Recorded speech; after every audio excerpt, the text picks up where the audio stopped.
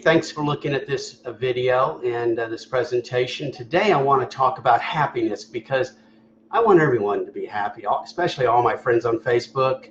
I want you to be happy. That's a drive we all have that dominates our thoughts and lives of trying to find avenues, doors that we can open up to gain more happiness. I want to talk about two ingredients that I think are so very essential, and I think the most neglected and not realized. And I want to thank you for everyone that's looking at this video and that will look at this video. Please put at least what state you're from or what country you're from. I'd just like to know where this is going. And I'm not going to address at the beginning the different people or questions asked, but I will try to at the end. I want to concentrate down at the beginning to utilize every second you're looking at this because I value your time. And what are the two, what is one of the main ingredients that people never think about that I think is essential for happiness? It's going to surprise you.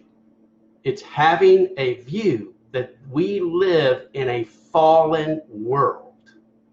As my hero and mentor taught, every day has enough trouble of its own.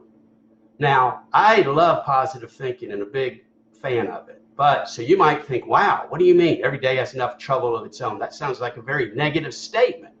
Well, it's reality, see, and we have to live in reality. And if we're not prepared to live in reality, we can't be happy. And psychiatrists, this has been researched out, and one of the greatest indicators if a person might have PTSD, from war or a terrible situation they've gone through, a crisis in their life, is because they had a view that all people were good, that they are good. And so if they get into a battle, I mean, war is terrible. There's nothing outwardly great about war.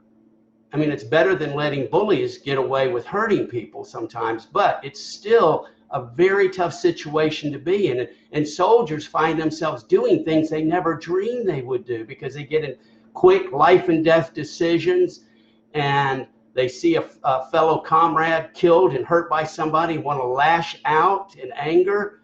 They go through all kinds of tough situations and see themselves sometimes, they see horrible things, that's for sure, but sometimes they even see themselves doing something that they're just shocked at. How could I do that? But see, when you understand the reality that our default as human beings, our default mode is not good, it's doing wrong, it's a miracle. We have to work at doing good. We have to work at giving. You don't have to teach a child to lie. They'll do that naturally. You don't have to teach a child to be selfish. They do that naturally. You have to teach them to give. You have to teach them, help them to tell the truth more than you might think. After having 10 children, I realized, plus living with myself, I realized, it takes a miracle for me to do good. But if you're living in a life of thinking better about yourself than you really are, and better about this world than it really is, you're going to be shocked and hurt.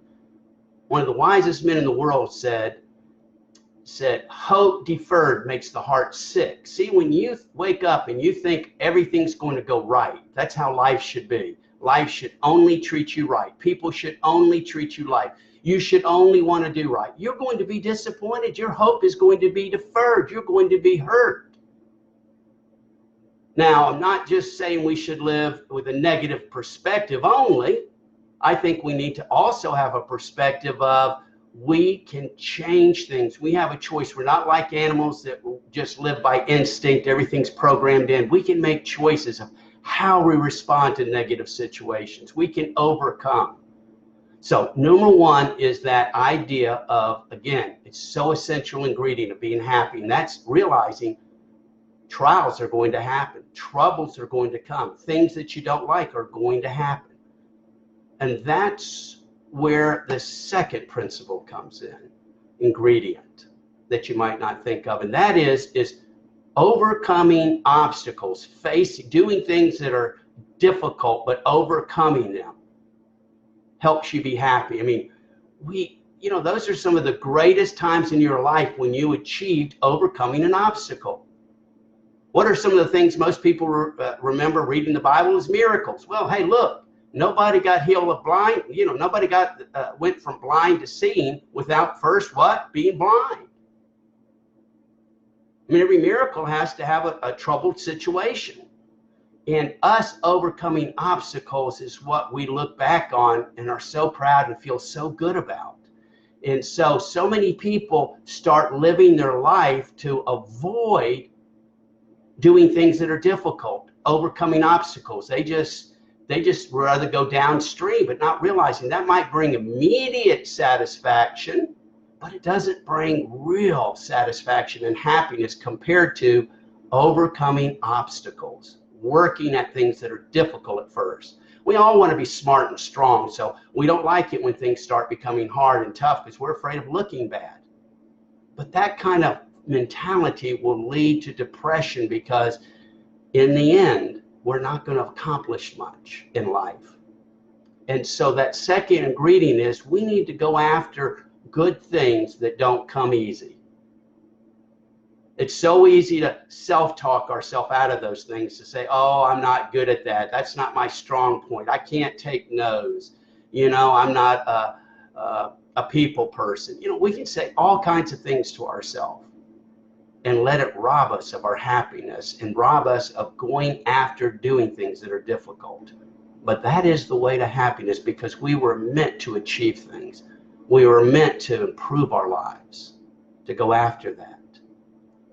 And so these are two ingredients that I wanted to talk about. Now, I did there was a video I posted a week or so ago that I'm going to repost underneath this video where you can hear two guys. They're not Christians, but they talk about this issue in depth. It's a little longer than mine, and I saw most people didn't comment about it, so I realized they probably didn't look at it. But if you want more information about the two issues we talked about, you look at that video, hear from these people that are very wise and knowledgeable.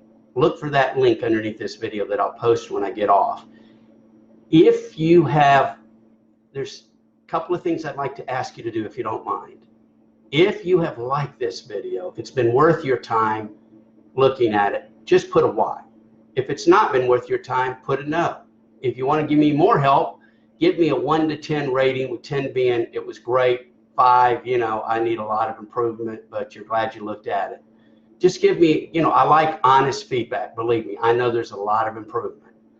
And so I would love that. If you would like, I'm going to talk about some more ingredients for happiness. If you want to be notified, then if you would put an L that you would like to be notified when I do my next one. And I'll try to remember to do that. And if you would like or make any kind of comment below, I would appreciate it or share it because it will show it to more people. And hopefully we all want more people to be happy in life. It makes this world a lot better place to live in when you're around happy people.